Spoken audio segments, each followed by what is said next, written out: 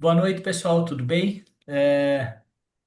Primeiro, gostaria de dar as boas-vindas a todos à nossa live e, como o Guilherme disse, nossa preparação, o nosso bate-papo sobre o GFP, que é uma das etapas do programa de pesquisa da Nuffield, e é uma etapa super curiosa, diferente e que sempre atrai bastante interesse das pessoas e curiosidade. Então, a gente espera que essa seja uma noite muito produtiva para vocês entenderem um pouco mais do que foi feito pelas três feras aí que vão nos acompanhar, que é o Geraldo, o Guilherme e a Diana.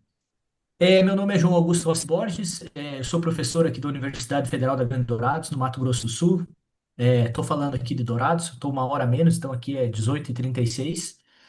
E o meu trabalho hoje aqui, vamos chamar assim, ele é muito de moderação do bate-papo e de auxílio no direcionamento das perguntas que vocês vão ter para os nossos palestrantes. Então, explicando rapidamente como vai funcionar a noite, né? Nós temos três etapas principais. Em uma primeira etapa, a Diana vai apresentar sobre o que é o GFP. Então, obrigado, Diana, pela participação e por se disponibilizar a fazer essa apresentação. Depois o Geraldo e o Guilherme, e novamente a Diana, numa segunda etapa, vão nos apresentar os principais insights de cada um deles. E aí, numa terceira etapa, a gente vai abrir para discussão, perguntas que vocês eventualmente tenham. Então, a gente pode utilizar o chat para fazer as perguntas. Como a Sally disse, a gente estimula vocês a abrir a câmera para fazer uma conexão um pouco maior com nós. E aí, se depois, no momento das perguntas, vocês quiserem também abrir o microfone, vocês fiquem à vontade.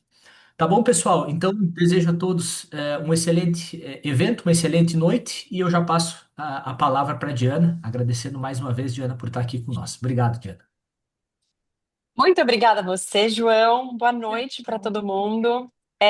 Bom, prazer, Diana. Então, eu vou me apresentar propriamente aí, como o João falou nessa segunda etapa, mas queria dar essa introdução aqui do que é a Nuffield, do que é o GFP para vocês, até me colocando na pele de pessoas que estão entrando em contato com a Nuffield agora. São muitas informações, né? São vários nomes dentro do programa, então que pode ficar um pouco confuso. Então, acho que esse é um momento super interessante para tirar mesmo todas as dúvidas. Mandem aí para gente. Acho que tem muito para ser uma boa de uma conversa e esclarecedora. Então, gente, a Nuffield é uma instituição muito. Eu depois vou dar esse spoiler quando eu for contar um pouco do que a gente fez, mas que a gente participou da conferência na Austrália. E é muito incrível ver o poder da Nuffield lá fora. Aqui no Brasil está ficando cada vez mais forte, então é legal ver todos vocês aqui. Mas é um programa de bolsas internacional do agronegócio. E aí, eu acho que vale muito dar o contexto para vocês de que foi fundado num contexto de pós-guerra, né? Então, em 1947, pelo Lord Nuffield, na Inglaterra, e a ideia foi por um ato de filantropia, e a ideia era com que os fazendeiros, com que os produtores da região pudessem ir para outros países, para vivenciar outras realidades, para aprender com essas realidades e trazer soluções para o agronegócio do seu próprio país, justamente nesse momento muito crítico de pós-guerra. E o conceito ficou, esse é um conceito até hoje muito forte, de formação de novas lideranças, novas e jovens lideranças no agronegócio, para que a gente consiga, por meio de experiências internacionais, trazer solução para o nosso próprio país. E aí, entrando um pouquinho mais no que é o GFP, que seria aí basicamente a segunda etapa do programa da Nuffield, né? O primeiro é o CSC, que foi a conferência anual, que tem todos os anos, que a gente foi para Nova Zelândia, no caso de 2025. Mas falando mais especificamente do GFP, que foi o que acabamos de voltar de viagem, que é o Global Focus Program. Então, é basicamente um momento onde você vai com outros bolsistas do mesmo ano que o seu. E vocês vão para uma imersão por diferentes países, é, no nosso caso, foram por 6 semanas. E o grande objetivo é conhecer o agronegócio de diferentes países. Esse não é um momento que você fica focado no seu tópico de pesquisa, que você está focado, enfim, no seu projeto pessoal. É um momento de estar muito aberto, realmente aprendendo com tudo que o agro tem aí para nos ensinar. Então, é um momento de olhar muito para todas as oportunidades, desafios, para toda a parte de recurso, para toda a parte de política, legislação, mão de obra, tudo que interfere no agronegócio daquele local e aprender com aquilo. Agora a gente vai contar um pouco das nossas experiências pessoais, mas assim, a gente visita coisas de A a Z, tudo que vocês podem imaginar relacionado ao setor. Então, fomos, no nosso caso, começamos na Austrália, depois seguimos para Singapura, depois fomos para Filipinas, depois para Dinamarca, Califórnia e terminamos no Chile. O nosso grupo era de 12 pessoas, éramos nós três brasileiros, quatro australianos, dois holandeses, uma americana, uma irlandesa e um inglês. Foi muito interessante, muito intenso, e aí vou deixar agora para os meninos contarem os highlights da experiência pessoal de cada um e eu já volto aqui para contar a minha visão também. Obrigada aí pela atenção de todos vocês. Obrigado, Diana. É muito interessante aí o GFP. A gente sempre brinca, né, que o GFP é uma das fases mais intensas, desafiadoras do programa Nuffield, mas ela é a mais que a gente mais aprende, né? Muito, muito legal aí. Mas, Geraldo, vou passar a palavra para você, Geraldo, mais uma vez agradecendo a presença. E aí, fica à vontade para compartilhar um pouco das tuas experiências aí durante esse período. Obrigado, João. Obrigado. A satisfação estar aqui com todos vocês, matando a saudade, né? A gente passou aí algumas semanas juntos, né? De maneira bem intensa, né? E agora tá podendo compartilhar isso com vocês todos. O João foi meu colega de quarto no CSC. Desde então a gente não se conversava tanto, então é muito bom estar aqui conversando com vocês e falar um pouco dessa experiência, né? Ah, eu costumava me apresentar, né? Quando existe um momento lá no GFP que a gente tem que se apresentar para as pessoas que você está se conhecendo, que você está conhecendo ali. Eu costumava dizer que eu era Agronomy Advisor. Eu sou consultor agronômico aqui no Brasil, eu trabalho com lavouras de grãos, eu tenho um negócio de consultoria. Mas eu quero começar conversando com vocês, contando uma coisa que eu acho que é bem interessante, que é o seguinte: a gente está falando de uma experiência internacional. A gente passou 6 semanas viajando, conhecendo os lugares mais fantásticos do mundo, com pessoas extraordinárias. E sim, a gente sentou, por exemplo, com parlamentar da União Europeia, a gente reuniu em Singapura, no escritório de um banco da Nova Zelândia e da Austrália. Só que olha só, cara, a Nuffield, essa rede, ela é para todo mundo. Eu estou falando aqui do interior do estado do Pará. Eu moro numa cidade chamada Dom Eliseu, que a boa parte de vocês nunca ouviram falar dessa cidade, provavelmente não vão ouvir falar, mas, ok. Cidade bem pequena aqui do interior do Pará, e tudo isso começou, para mim, através de um recorte de uma revista. Eu me lembro que eu vi o processo seletivo da Nuffield num anúncio de uma revista, a revista Plantio Direto, que eu assinava. Isso aí há 5 anos atrás. E aqui estou eu hoje contando sobre essa experiência para vocês. Então, a primeira coisa que eu queria compartilhar é isso, sabe? Assim, a Nuffield é um negócio muito poderoso. A gente teve uma palhinha do que é isso, mas eu acho que ainda não caiu a ficha de tudo que isso representa e é uma oportunidade para todos. Isso que é o mais bacana, sabe? Outra coisa que é muito interessante, porque é muito intenso, você vai para os lugares mais variados do mundo e você sente o poder de fazer parte dessa organização, né?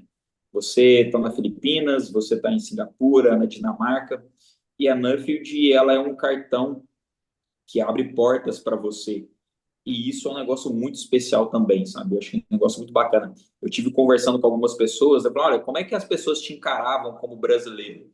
Eu, cara, sim, eu acho que as pessoas não tinham a percepção do Geraldo como brasileiro, né? Eles viam o Geraldo como bolsista da Nuffield do Brasil.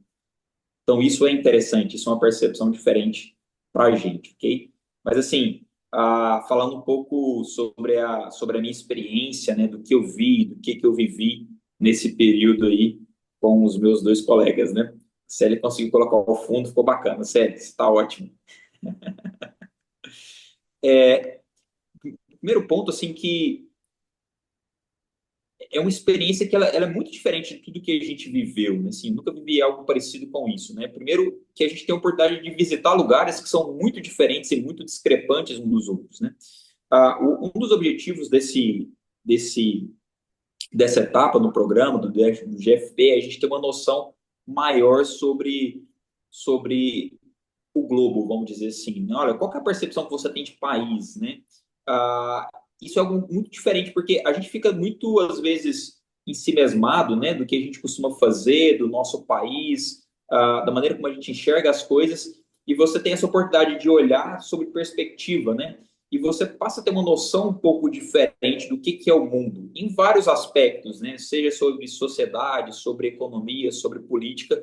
E isso é uma coisa que desperta muito a gente. Então, acho que esse é o primeiro grande ponto que eu vivi foi isso, né? Você sair dessa situação, desse ponto de vista de ser um brasileiro, e eu um agrônomo, um engenheiro agrônomo brasileiro, e de repente você ter essa perspectiva de olhar o mundo, ok, de fora e de cima, e sentir um pouco desse todo, né? Isso aí é uma experiência bastante única. E aí você começa a olhar de maneira um pouco diferente as suas próprias experiências, a sua própria realidade. Então, acho que esse é o primeiro ponto que mais chamou a atenção para mim dessa experiência do GFP. Eu acho que um outro ponto que eu colocaria aí também seria como que eu consigo enxergar, como que eu faço, o que eu faço no meu dia a dia faz parte desse todo. Eu me lembro que a gente estava em Singapura. Nós estávamos lá no escritório do banco da NZ e bem de frente o escritório do banco, assim, você tinha uma janela imensa, assim, sabe? E você via do lado de fora o Estreito de Málaga. E eu me lembro, assim, de conversar com o Guilherme, né? A gente tirou fotos lá, né? Assim, cheio de navios cruzando ali o Estreito de Málaga, né? Boa parte do comércio global passa ali. Eu falei, Gui, tem navio ali cheio de soja que saiu do Brasil, cara. Eu aposto para você, né? E aí você começa a enxergar um pouco daquilo que você faz nessa perspectiva global. Fala, cara, onde é que o meu trabalho se encaixa nisso tudo, né? Cara, eu tô lá no Brasil, eu tô no Pará, eu tô rodando lavoura, a gente tá soltando plantio aqui agora. E como é que eu me encaixo nesse todo? E você começa a enxergar isso, né? Cara, eu tô aqui e eu faço parte do comércio global. Isso é muito interessante, né? Então, essa acho que foi um outro ponto que para mim marcou bastante a respeito dessa experiência da Nuffield. Outro ponto que eu acho que é interessante é você começa a olhar isso tudo e começa a pensar o que é que você poderia tirar de proveito, o que, que você poderia fazer diferente dentro da sua realidade. Eu acho que esse é um negócio bacana e que é um negócio diferente para a gente também. E aí a mente voa, sabe? Eu acho que não tem limite, né? Você passa experiências as mais diversas possíveis e começa a entender um pouco sobre isso, né? Então, acho que tudo isso faz parte dessa experiência e ajuda a gente viver e entender um pouco o momento. Acho que tudo isso é bastante especial, sabe? Eu me lembro, por exemplo, que a gente estava na Austrália e a gente estava visitando algumas lavouras de trigo, e aí quando você vai conversar com a turma, né, o pessoal falando assim, por exemplo, contextualizando algumas coisas de aspectos técnicos, né, fala, olha, aqui, pô, tem um trigo aqui que nós plantamos com 40 pontos de fósforo, etc. E aí você começa a trazer para a realidade do Brasil e você começa a pensar no que você faz, o que a turma faz lá, o que você poderia fazer diferente, ou o que eles poderiam fazer diferente e acrescentar para eles. E dentro desse meio, às vezes a gente tem a oportunidade de conversar tecnicamente sobre coisas que têm a ver com o nosso trabalho. Em 90% do tempo, não.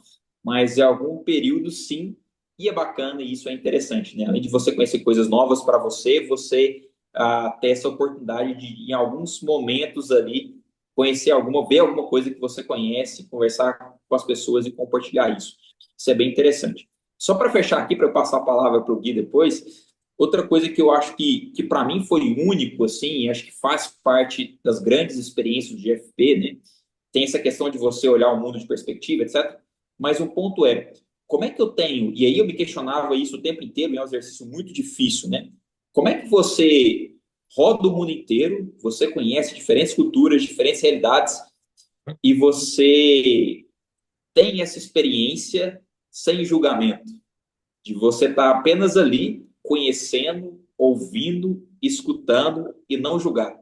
Você só entender que aquilo é daquela forma e você não pensar se aquilo é certo ou errado, mas naquele lugar, naquele país, com aquelas pessoas, é desse jeito que funciona. Isso aí acho que foi uma experiência assim que ela, ela, ela é muito única para a gente, é um exercício difícil de se fazer, não é todo momento que a gente consegue. Vira e mexe, você vira e começa a discutir, a criticar as fofoquinhas nossas, mas isso é uma experiência assim que bota muita gente para pensar, tá bom? Deixa eu passar a palavra aí para o Gui, né? Tem muita coisa para a gente contar aqui ainda hoje. Obrigado, Geraldo. Já vou passar imediatamente para o Guilherme, meu amigo Guilherme. Eu vou estimular o pessoal, né, Sally, se vocês quiserem abrir a câmera, para nós se sentir mais próximos. E também, se vocês quiserem ir colocando as perguntas no chat, eu vou aos poucos organizando as perguntas para aquele momento. Tá certo? Guilherme, obrigado pela participação. Tá contigo a bola, meu amigo. Obrigado, João. Um prazer aqui estar falando com todo mundo. É um momento muito legal. Não adianta a gente viajar o mundo inteiro, né, pessoal? A gente não dividir. É um pouquinho dos princípios da Nuffield. Então, vou me apresentar um pouquinho, falar um pouquinho de algumas coisas que eu faço, pessoal, e comentar como o Geraldo fez de alguns insights aqui. O tempo é curto, a gente vai tentar concentrar um pouquinho, mas vamos lá deixar para as perguntas depois. Então, pessoal, meu nome é Guilherme Oliveira, eu falo aqui de Não Me Toque. Não Me Toque fica no Rio Grande do Sul, no norte do estado. Então, sou dos gaúchos aí participando do programa. Minha formação é um pouquinho diferente, aí também tá um negócio legal da NUFIT, pessoal, que tem lugar para todos os tipos de profissionais. A maioria são agricultores, mas tem muitos profissionais do agro como um todo participando da rede. Minha formação é em engenharia elétrica, né? Eu tenho aí engenharia elétrica, pós-agricultura de precisão, gestão de projetos, então eu sou mais da área técnica, trabalhei muito tempo na Star, o que me liga aqui a Nomitoc, a desenvolver produtos para agricultura de precisão, quase 20 anos. Hoje eu tenho atuado mais com consultoria, pessoal, eu tenho ajudado muitas empresas, muitas pessoas, muitos negócios a desenvolver times de P&D, desenvolver estratégias de inovação, desenvolver conexão aí com o mundo das startups, das universidades, dos institutos, dos centros de pesquisas, dos hubs de inovação. Tenho trabalhado mais nessa área.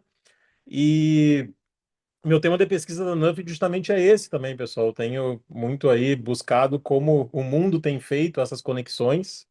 A gente chama aí na teoria de ecossistemas de inovação, né? O que que o mundo tem feito nesse assunto e o que que o nosso Brasil aqui pode aprender. E pelas viagens eu tenho percebido que o Brasil também tem muito a ensinar também. Então a gente, complementando o Geraldo, né? A gente vai visitar muitas coisas e a gente reconhece que o Brasil também tem feito coisas muito legais e a gente também tem o nosso papel nesse mundo do agro todo e a gente também pode contribuir para muitos países. Eu também tenho aí o patrocínio da Atlas e da Nuvim, né, pessoal? A gente não pode esquecer aqui que o programa da Nuffield é baseado em patrocínio, né? Então a gente viaja o mundo inteiro buscando pesquisar e buscando aprender, mas tem gente que nos apoia. Queria deixar o agradecimento a eles aí também. Nuvem é um dos maiores fundos de investimentos aí, de gestão de ativos do mundo. A Atlas fica pertinho de Nome Toque, aqui fica em Passo Fundo. Tem uma escola do agronegócio muito legal. Aqui tem feito um trabalho muito legal de se conectar ao mercado, de trazer aí muita coisa bacana para os alunos. Dou aula lá também, então queria deixar o agradecimento aqui também, né, João? Aproveitar um pouquinho do espaço. E comentar um pouquinho da viagem, pessoal. O Geraldo já comentou muita coisa. A gente comentava nos bastidores aqui que, né, a gente vai complementando aqui com algumas informações. É uma experiência fantástica, né, gente? É difícil de descrever. A gente tenta um pouquinho aqui. A própria Nuffield fala que é uma experiência talvez de uma vez na vida. Talvez a gente não faça de novo essa loucura aí, né, Diana, Geraldo, de viajar aí 40 dias, abandonar o trabalho, família, deixar tudo para trás e ficar aí com 12 estranhos 24 horas por dia, né, falando do agro, conhecendo lugares, né, alguns muito legais, outros não tão bem desenvolvidos, mas aí mora o aprendizado, né, gente? E a Nuffield fala muito dessa nossa visão do agro, a gente entender o agro de forma global, mas ao mesmo tempo a gente se preocupar no impacto local. Então, o GFP traz essa experiência que ela é bastante difícil de replicar, talvez com outros tipos de programas, muito especial que a Nuft faz. A gente conhecer coisas apresentadas por pessoas locais, né? Não é talvez uma imersão que a gente tem, né? Algo, né? Que a gente tem toda uma preparação, de certa forma, até mesmo comercial, muito mais as pessoas do coração mesmo, muitas vezes abrindo suas casas, seus negócios, dedicando um tempo a mostrar para outras pessoas que estão vindo de outros países, assim como a gente faz quando as pessoas vêm aqui no Brasil. Alguns spoilers aqui dos países, antes da gente entrar nas perguntas, gente, eu queria comentar um pouquinho de cada país, assim, o que me chamou mais atenção. É uma missão bem difícil, porque é difícil de escolher, tem muitas experiências muito diferentes. É muito difícil escolher experiências específicas, mas eu vou tentar aqui fazer isso. Na Austrália, pessoal, a conferência da Nuffield me chamou muita atenção. A gente visitou muitos negócios legais, mas, como a Diana disse, a conferência é muito poderosa. A gente tem a Nuffield na Austrália operando desde 1950. Então a gente vê o quanto demora para construir uma rede potente, mas o quanto ela é muito legal, muito articulada quando o tempo vai se encarregando de fazer essa rede conversar e gerar negócios, gerar conexões, gerar oportunidades entre elas. Então, para mim, foi uma assim muito marcante participar de um evento em que uma rede como a Nuffield aqui no Brasil está desde 2015 operando, tem 10 anos a recém. Então lá, imagina, tinha bolsistas de 1975 e a gente falando com eles como é que eles faziam as viagens, porque o programa é essencialmente o mesmo, né, gente? Agora tem o Google Maps, agora tem, tem aí o Wise, tem outros recursos, mas como é que era no passado? Então foi muito legal. Na Singapura, pessoal, assim, é muito interessante conhecer um país em que ah, importa 90% da comida. A gente, né, aqui no Brasil tem uma dinâmica muito diferente. Então, como o Geraldo falou, é muito legal se colocar no lugar do outro, entender como é que o país lida com essas dinâmicas. Um país que essencialmente, né, produz muito pouco, mas tem relações comerciais muito interessantes. Então, foi muito legal esse lado, assim, de conhecer um país com uma realidade super diferente em termos de agronegócio. Nas Filipinas, talvez foi o nosso país, assim, mais em desenvolvimento que a gente visitou. O lado cultural foi muito interessante, assim, eu não tinha ido para a Ásia, assim, já tinha viajado para a Europa, para a África, enfim, Estados Unidos, Canadá. Então foi muito legal conhecer esse lado Ásia cultural, assim, como um país muito guerreiro, assim, no agro, né, tá fazendo as suas dinâmicas alimentares funcionar. Então eu gostei muito desse lado cultural. A Dinamarca, como o Geraldo falou, assim, eu me coloquei muito no lugar, assim, e muitas pessoas me perguntaram quando eu voltei para o Brasil, mas o que que tem de tecnologia lá fora? O que que a gente pode trazer para o Brasil? E eu sempre respondi, até com viés olhando para a Dinamarca, que depende de cada realidade do país. É difícil a gente copiar coisas da Dinamarca enquanto é um país lá do tamanho do Rio de Janeiro, com 5 milhões de habitantes. A dinâmica do país é muito diferente, é muito difícil copiar coisas assim sem pensar. Então a Dinamarca me fez pensar um pouco nisso. Califórnia, Estados Unidos, pessoal, a dinâmica da água lá, assim, é muito, né, uma coisa de louco, assim, o quanto tem trabalho em cima de regularização e brigas e pessoas intermediando aí o uso da água. É uma coisa assim que me chamou muita atenção. E no Chile, pessoal, a gente visitou muitos negócios. O Chile tira um pouco desse peso assim também do país em desenvolvimento, que tem muita coisa legal acontecendo. Mas o calor humano do latino assim ficou muito legal, assim, foi um fechamento muito legal, né, Gianni Geraldo? Foi assim, né, chave de ouro assim né, desse quase desse voltar para casa já. A gente pertinho de casa já tem um calor diferente do povo, o jeito de receber, o jeito de a comida, o jeito enfim, conduzir as próprias visitas, assim, o Chile me conquistou, assim, por isso, embora a gente tenha visitado coisas muito legais. Então, um pouquinho da minha contribuição, João, eu sei que a gente vai falar um pouquinho mais depois, mas alguns spoilers, alguns insights aqui para dividir com o pessoal antes das perguntas. Show de bola, meu amigo Guilherme. É isso mesmo. A gente já tem as primeiras perguntas aparecendo aí no chat. Quem tiver pergunta, só colocando que depois da minha amiga Diana, a gente vai passar para essa etapa, que eu acho que vai ser a etapa que realmente mais a gente vai explorar o conhecimento e os insights de vocês. Mas obrigado, Guilherme, mais uma vez. Diana, agora está contigo. Obrigado por participar mais uma vez. Obrigada a você, João. Bom, gente, a minha família, então, tem uma fazenda que produz leite em Descalvado, interior do estado de São Paulo, dá 3 horas mais ou menos da capital. E hoje a gente tem tanto uma venda de leite cru para a indústria quanto uma marca própria. E eu estou à frente da nossa marca própria junto com a minha irmã, Thaís. A gente é responsável pela gestão da ordenha até o consumidor final. Eu sou publicitária por formação, eu venho de uma família que eu sou sobrinha, filha e neta de engenheiros agrônomos, então tinha uma única regra na minha casa, que era não seguir ciências agrárias. para mim e para minhas irmãs. A gente podia fazer qualquer coisa menos ciências agrárias. E aí, então, eu fui fazer publicidade em São Paulo e comecei muito com a parte de marketing e comunicação da nossa marca, e hoje a gente faz toda a gestão. O meu tema é justamente esse, que é comunicação no agronegócio.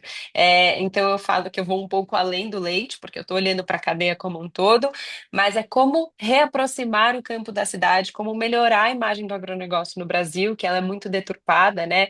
É, comunicação realmente é um dos maiores gargalos do agronegócio brasileiro. A gente tem um ruído muito grande, e eu acredito que aproximando o campo da cidade, reconectando, e fazendo com que as pessoas voltem a entender a origem do que elas consomem por meio de boas e verdadeiras histórias, pode contribuir demais para a melhoria dessa imagem. E isso também falando muito sobre storytelling, sobre a importância da indústria assumir o protagonismo nesse elo. Então, a minha pesquisa é muito voltada para esse tópico. Eu também queria aqui falar quem são meus patrocinadores, que é Agrominas Fertilizantes, e eles produzem biofertilizantes e muito focados nessa história de dar um suporte para a agricultura regenerativa. E só um ponto sobre isso, de suporte à agricultura regenerativa, é algo que é a next big thing, assim, é uma coisa que a gente viu muito durante o nosso GFB, e o Brasil tem muito potencial para ficar gigante nisso. É um grande momento de certificação e formalização da agricultura regenerativa. Então, eu fico muito feliz de ser patrocinada por uma empresa brasileira com propósitos muito alinhados ao meu. E o meu segundo patrocinador é a FAESP, Federação de Agricultura e da Pecuária aqui do estado de São Paulo. E também me deixa muito feliz o fato de ser uma instituição tão sólida, tão renomada, olhando para esse lugar da comunicação, olhando para esse lugar dos jovens envolvidos no agro. Então, enfim, eu acho que, como a gente fala sobre um programa de bolsas, né, não tem como a gente não falar do patrocinador, e estar alinhado aos objetivos de quem está te patrocinando é fundamental, justamente pela forma com que a gente está enxergando esse agro aí ao redor do mundo. Eu vou começar sendo um pouco repetitiva no sentido de falar que é de fato, com certeza, assim, uma das experiências mais intensas da minha vida. Então, eu jamais imaginei que com 30 anos eu ia pegar, fechar o meu computador aqui no Brasil e embarcar por 40 dias por 6 países com outras 11 pessoas que eu nunca vi na minha vida, dividindo o quarto todos os dias, ia conhecer tanta coisa do mundo, visitar mais de 60 fazendas, empresas, instituições, reuniões, durante todo esse tempo. Então, realmente é uma oportunidade muito única. E eu vi que a Nina estava aí, tá aí. Nesse webinar, e a Nina, ela é presidente do grupo de mulheres da Forbes, e para mim, que cresci muito numa família de produtores, eu sou hoje quarta geração da minha família. Cresci muito com o networking do meu pai, cresci muito com produtores de leite mais velhos. E esse grupo da Forbes foi para mim um lugar que me abriu muitas portas, porque foi o meu primeiro networking da minha vida, assim, conquistado pelas minhas próprias pernas, e que me fez conhecer muitas mulheres incríveis de setores muito diferentes ao redor do Brasil. E a Nuffield vem nesse lugar também completamente essencial de um networking que eu nunca vi na minha vida. Assim, é realmente uma sensação de poder conhecer pessoas do agro ao redor do mundo, e essa sensação de que com uma ligação você visita a fazenda que você quer, aonde você quiser no mundo. Quando a gente fala que é de fato uma instituição que te abre portas, é isso, é o cartão Nuffield que te coloca exatamente onde você precisa para você se desenvolver na sua carreira. Então, eu fiquei muito impressionada quando a gente foi para o CSC na Nova Zelândia. Eram 90 pessoas de 16 países diferentes, então já é uma imersão muito grande. E agora conhecer mais, né, os nossos amigos australianos, holandeses, americanos, irlandeses, enfim, com quem a gente estava passando esse tempo. E é essa conexão que vai muito além depois do agro. Você tá dividindo o quarto com a pessoa, você sabe quem é a família dela inteira, você está ouvindo a conversa dela com o marido dela à noite. Então a gente cria um laço da noite para o dia que eu estava até conversando com essa minha amiga americana ontem, e ela falou: ai, que presente foi ter te conhecido. E de fato é isso, assim, a gente ganha pessoas que você não imagina que você faria laços de amizade nesse nível e dentro desse nosso setor, que eu acho que isso é muito interessante. É, ainda sobre intensidade, eu acho que vale mencionar coisas do tipo, é um ritmo intenso. E eu ouvi uma frase muito legal na Nova Zelândia, que eu carreguei ela sempre comigo nessa temporada, que é era quem estava abrindo, né, um senhor da Nuffield, e ele falou: Eu espero que vocês não sejam desorganizados o suficiente para que vocês não consigam aproveitar uma oportunidade única dessa na vida de vocês e não conseguirem organizar a vida de vocês para estarem aqui. E o que eu sempre pensei durante todo esse tempo fora, meu único desejo era presença, estar onde os meus pés estavam. Que o resto a gente não tem controle, a gente não sabe, não dá, não tem expectativa, o que que a gente vai ver. Não é só, por exemplo, eu que trabalho com comunicação ou com produção de leite. Tô vendo muitas outras coisas além do leite, tô vendo muitas outras coisas além da comunicação. Então, eu só queria estar onde os meus pés estavam, e eu acho que o maior aprendizado é esse, é não fazer julgamento, é entender, é estar imerso naquela realidade e entender o que que aquelas pessoas, com os recursos que elas têm acesso, com a legislação que elas estão submetidas, com a mão de obra que elas têm, com o acesso à tecnologia que elas têm, com o subsídio que elas têm, o que que elas podem fazer dentro daquele contexto diante de um mundo com recursos finitos e com população crescente que a gente precisa alimentar. Esse, para mim, foi o maior aprendizado. Olhar cada uma dessas coisas que a gente visitou sem julgar e entendendo o que cada um está fazendo e a posição de cada um. Então, é uma experiência realmente muito única e que eu estou colhendo e digerindo a experiência até hoje. Faz um pouquinho mais de um mês que a gente voltou e ainda estamos vivendo esse momento. Muito obrigado, Diana. Bom, pessoal, tivemos aí as primeiras impressões dos nossos colegas, todas as impressões super interessantes. O pessoal já começou também a colocar perguntas aqui no chat. Alguns já, né, dizendo que acompanharam pelo Instagram, no nosso Instagram, as viagens. Mas agora, explicando rapidamente essa próxima etapa, que vai ser a etapa de perguntas, vocês podem colocar as perguntas aqui no chat, que aí eu vou fazendo elas conforme elas vão aparecendo, né? Conforme elas vão aparecendo por aqui. Mas é importante você colocar como a Giana, que foi a primeira, Giana, a fazer a pergunta fez, né? Que é colocar com um ponto de pergunta mesmo, que às vezes a gente quer dar a opinião, mas a gente não tem exatamente uma pergunta. Então, se vocês tiverem aí a delicadeza de colocar a pergunta diretamente, eu agradeço. Bom, pessoal, eu tenho então a primeira pergunta da Giana Moraes. Giana, obrigado. A partir da experiência de vocês aí, quais foram as principais tendências e desafios que a gente pode levar para o agro de 2026? Não sei se a gente pode começar invertido agora, Diana. Eu começo contigo, depois eu vou para o Guilherme, depois eu vou para o Geraldo e assim eu vou manejando aí as perguntas.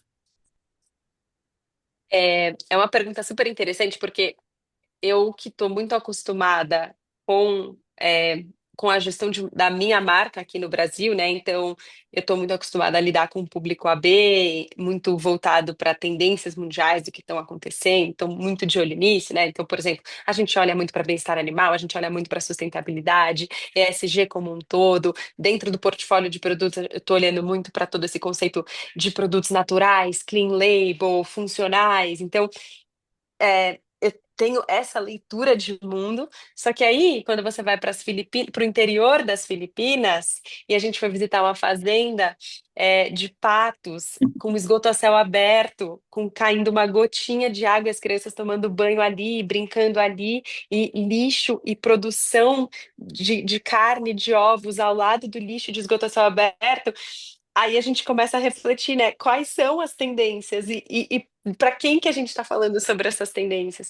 Então, é por isso que eu reitero esse lugar de como é interessante, como o GFP ele é fundamental para a gente romper a nossa bolha e desenvolver o nosso repertório para ter essa análise de que contexto que as pessoas vivem, assim. Agora, e só um ponto interessante. para a gente foi um contraste enorme, porque a gente saiu das Filipinas e a gente foi direto para a Dinamarca.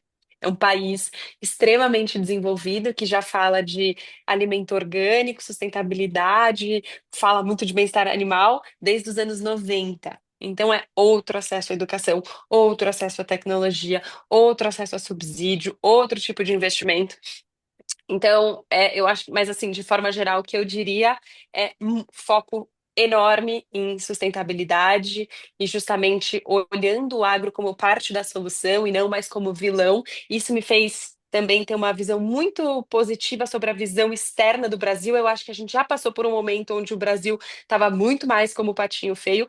Hoje, se você vai nessas conversas C-level com cientista, com pessoas de alto escalão que realmente entendem, têm acesso a conhecimento e informação, todo mundo enxerga o Brasil como assim um pote de ouro, está muito bem visto, justamente porque as pessoas entendem que dá para ser parte da solução, a gente tem esse potencial gigantesco de fazer a agricultura regenerativa de forma extremamente natural, extremamente parte do nosso processo. Geraldo tem um caso bom, que a gente visitou um plantio direto e eles colocando aquilo como se fosse uau, a descoberta do ano, e a gente fazendo plantio direto todo o tempo aqui no Brasil, então, coisas desse tipo. Mas então eu diria esse grande foco em sustentabilidade, como a gente precisa. Quem não olhar para isso não vai fazer parte do jogo. E dentro de sustentabilidade o futuro ele exige que essa sustentabilidade ou qualquer outra coisa que a gente queira provar para cliente, para consumidor, para pessoa urbana como um todo, né? Que a cobrança vem sempre do território urbano para o rural, de que forma a gente mede tudo isso? Precisa ser quantificado, precisa ser provado, precisa ser justificado. Então, essa tendência da gente inserir tecnologia para conseguir medir e comprovar isso para as pessoas, ela é muito grande e por isso tem um certo estímulo e uma certa tendência de produção intensiva, de produção confinada, por exemplo, porque é muito mais fácil de fazer essas medições em ambiente controlado do que no ambiente externo, além de você ter uma produção maior por hectare. Então, eu diria essa para ser sucinta. Obrigado, obrigado, Diana. Alguma coisa, Guilherme, para complementar por aqui? Eu ia pedir a palavra aqui também, assim, e complementando um pouquinho a Diana, João.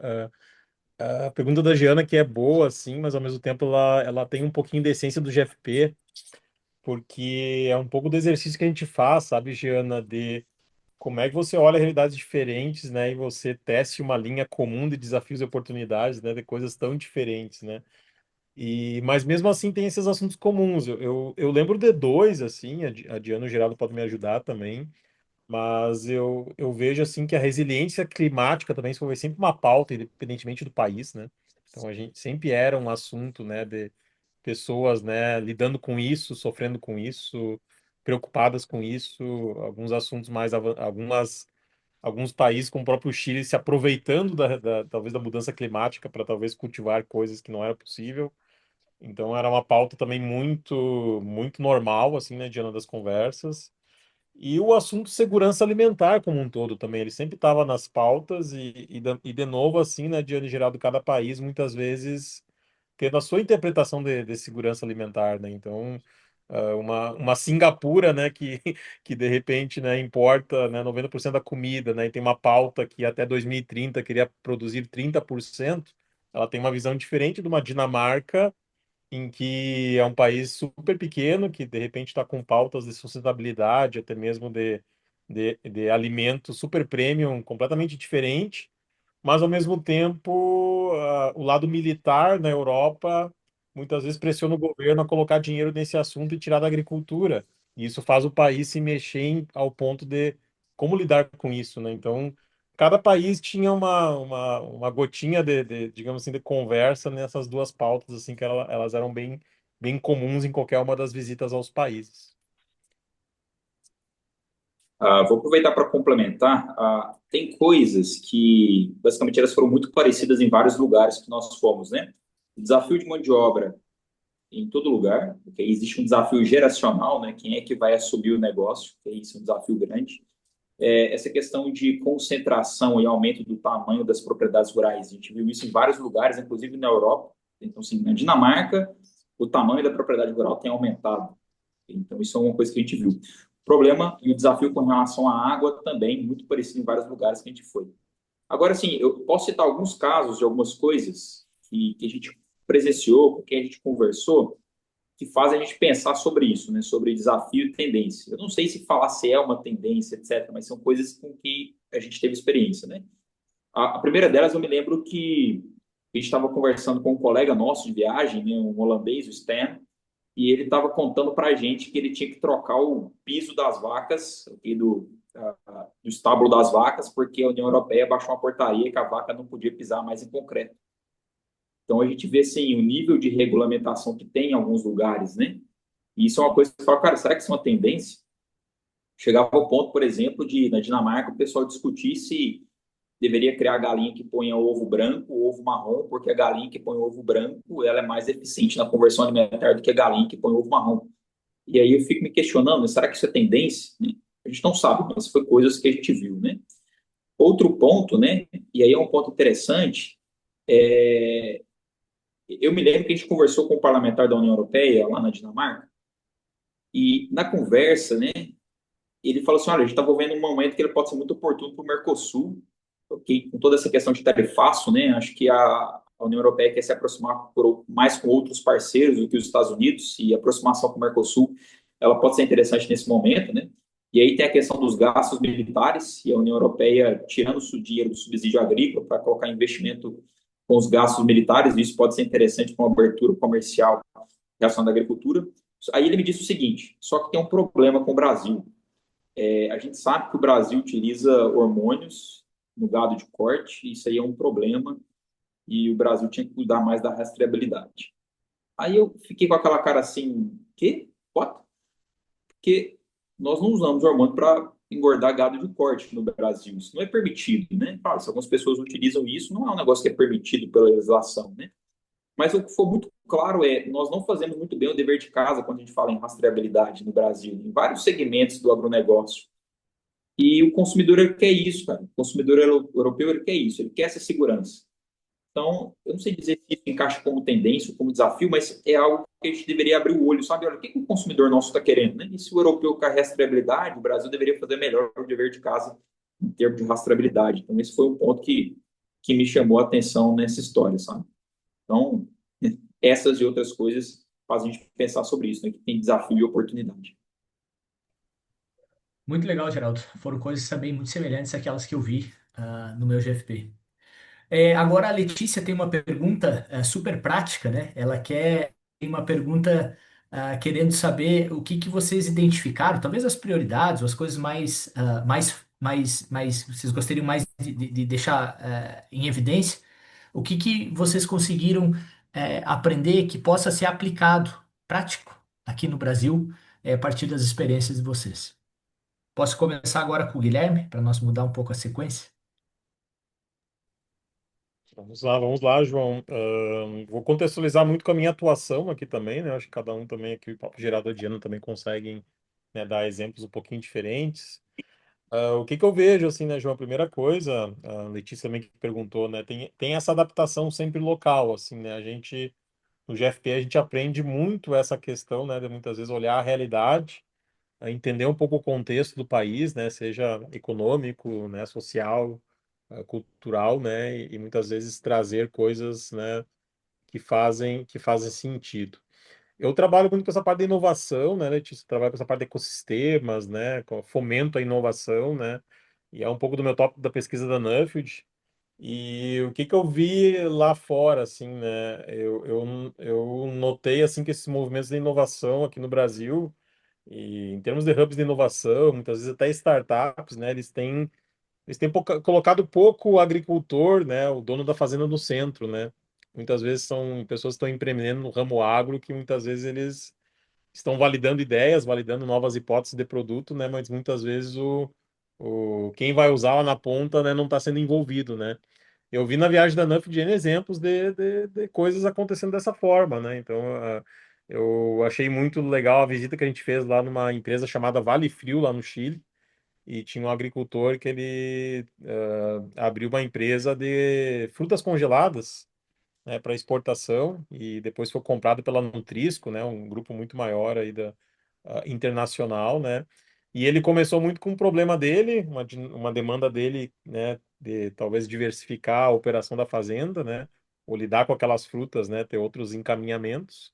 E ele acabou abrindo uma empresa desse assunto, né? Então, e acabou isso sendo um problema de mais pessoas que de repente virou uma empresa muito maior, né? Então, esse tipo de empreendimento no ramo da inovação eu vejo como um tipo de empreendimento muito interessante quando a gente fala de inovação, de empreendedorismo, que muitas vezes a gente poderia apoiar mais no Brasil, né? Então, é um exemplo que eu lembro, assim, né, Letícia?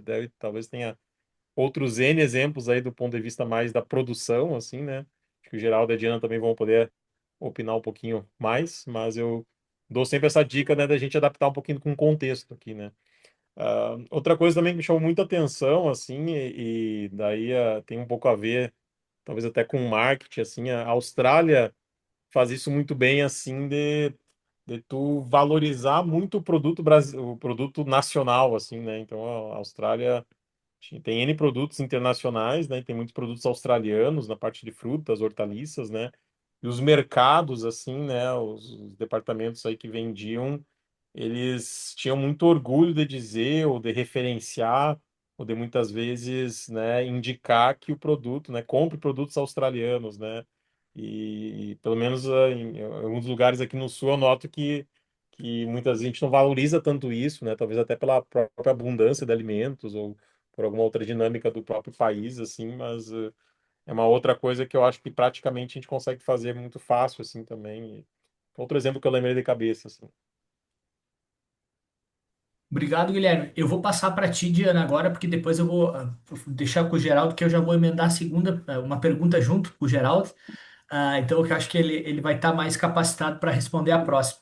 Mas, Diana, queria ouvir de ti assim, algumas aplicações práticas que você conseguiu identificar no GFP.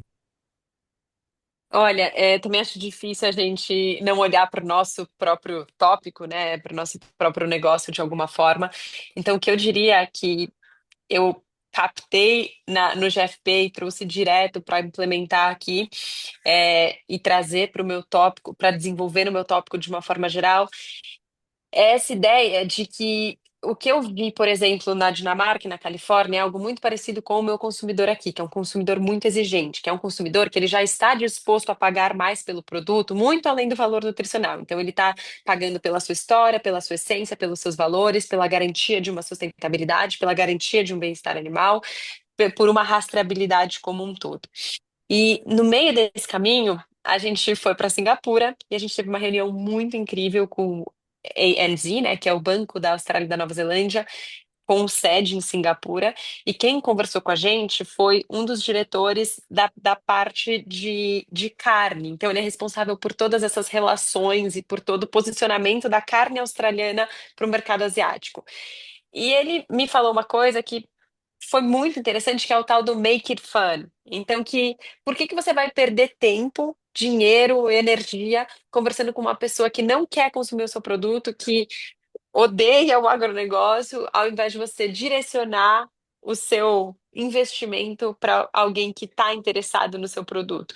E eu acho que casa muito com esse momento que a gente está vivendo agora no Brasil, de que as pessoas estão mais entendidas e saiu um pouco daquele lugar de uma grande guerra e contra o agro e tal, e que está tendo mais espaço para diálogo. A gente está vivendo um contexto também de de que o agro está em alta em muitos lugares, né? Moda, música, arte, o que ajuda a encurtar essa distância entre o urbano e o rural. Então, eu trouxe isso muito fortemente, de que por mais que você precise sempre, não, eu não consigo visualizar minha marca, por exemplo, ou uma comunicação no Brasil hoje, sem você falar entrar nesses méritos de SG, sem você contar o que você está fazendo, mas não se esqueça de tornar esse processo, essa jornada, essa história divertida, porque é aí que engaja, é aí que o consumidor abre os olhos, é aí que ele se interessa em participar. Então, eu acho que isso foi uma lição muito valiosa e muito dentro desse contexto do mercado asiático, né? Porque para mim Singapura foi assim uma explosão na minha mente nesse sentido, a gente aqui reclamando tanto do canudo, tartaruga, single-use plastic, e aí você chega lá, é um universo, a cidade mais limpa e organizada possível, mas um uso ainda descarado do plástico. Então, esse formato mais divertido que o mercado asiático está, especialmente o Sudeste Asiático está entrando agora, me fez dar essa pensada por esse outro lado. E ainda dentro desse make it fun, cabem muitas as tais das experiências, e isso a gente viu em todos os países, de alguma forma, que são as pessoas investindo nas suas próprias propriedades para trazer esse público urbano para isso também ser uma forma de você ter um aumento aí no seu faturamento, no seu lucro, trazendo esse tipo de experiência da pessoa urbana que está sentindo muita falta de um contato mais próximo com a natureza e com o espaço rural. Então, diria essas duas coisas. Show, Diana. Geraldo, vou aproveitar essa pergunta das aplicações práticas para complementar com uma pergunta do Matheus, e aí eu deixei aqui a pergunta do Matheus mais contigo. Não sei se você vai saber exatamente a resposta, mas acho que você é o mais da área para ajudar, né? O Matheus ele pergunta se foi feito que a questão do preparo do solo é algo que está acontecendo muito, um tema muito relevante agora aqui no Brasil, e se na percepção tua se pratica algo lá fora em termos de equipamento ou de manejo que poderia ser implementado aqui no Brasil, em termos de preparo do solo. Mas claro, se você tiver também outras práticas, outras ideias práticas que podem ser implementadas, fique à vontade aí para compartilhar com a gente. Tá, só aproveitando para encaixar as duas perguntas, né? O meu tópico de pesquisa é a respeito dos drivers de alta performance em fazenda, né? E aí uma coisa que é interessante, que eu pude observar em algumas fazendas que a gente visitou, né? E eu acabei passando um período um pouco a mais na Austrália, fui algumas semanas antes do início da nossa jornada, né, oficial. Mas uma coisa interessante entre os bons agricultores, né? Que eles têm um apelo maior para a adoção de tecnologia, de validação de tecnologia. Isso foi uma característica que eu enxerguei nesses produtores. E aí, até aproveitando esse gancho, né, olha, o que a gente às vezes vê de coisas que a gente pode trazer, etc., né? Até respondendo de uma maneira mais estanque, né? A gente vê às vezes algumas tecnologias que podem resolver problemas nossos internos no Brasil, desafios internos nossos, e aí vou falar de aspecto agronômico, por exemplo, né? Até encaixando isso com a próxima pergunta, né? Por exemplo, uma coisa que eu vi e achei muito interessante na Austrália foi o mapa de proteína, ok? Uma forma que eles têm de avaliar, de mapear a variabilidade da disponibilidade de nitrogênio no solo, e eles usam isso para fazer o fornecimento de nitrogênio para lavouras, principalmente cereais. E hoje um gargalo que nós temos no Brasil para alta produtividade de soja é a disponibilidade de nitrogênio. Isso aí pode ser uma coisa que pode ser aplicável para nós. Então isso é interessante, a gente vê algumas coisas que podem ser aplicadas. Agora, para responder essa próxima pergunta, né, sobre, olha, preparo do solo, o que você viu, etc., né? O primeiro ponto é o seguinte, dos países que a gente visitou, a gente viu uma maior adoção de uma agricultura mais clássica, vamos falar assim, muito mais, às vezes, na experiência que a gente teve com a Austrália, principalmente a que eu tive. A gente viu muita coisa de grandes culturas nos Estados Unidos, mas muita coisa mais voltada para a fruticultura, para o manejo, um sistema um pouco mais comum que a gente enxerga.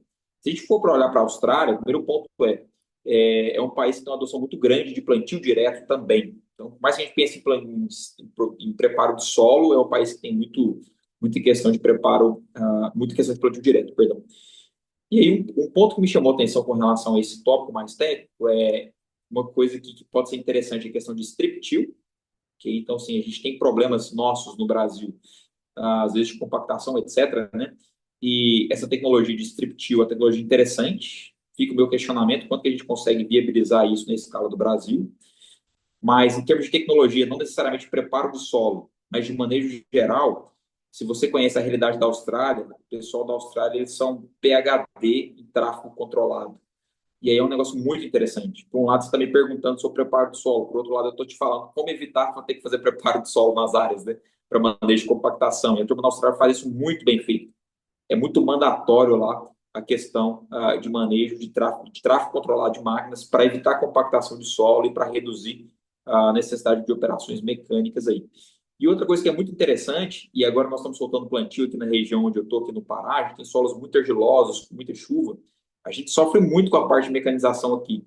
E quando você vê algumas máquinas lá fora, por exemplo, semeadoras, a gente vê que existe uma adaptação muito interessante de máquinas, né, de utensílios nas máquinas, para melhorar a plantabilidade, para melhorar a questão de manejo de palha. Isso foi um negócio que me chamou muita atenção. E aí eu fico me questionando, né? O que eu poderia trazer para o Brasil, o que eu poderia experimentar para o Brasil, o que poderia facilitar a vida do produtor rural aqui no Brasil.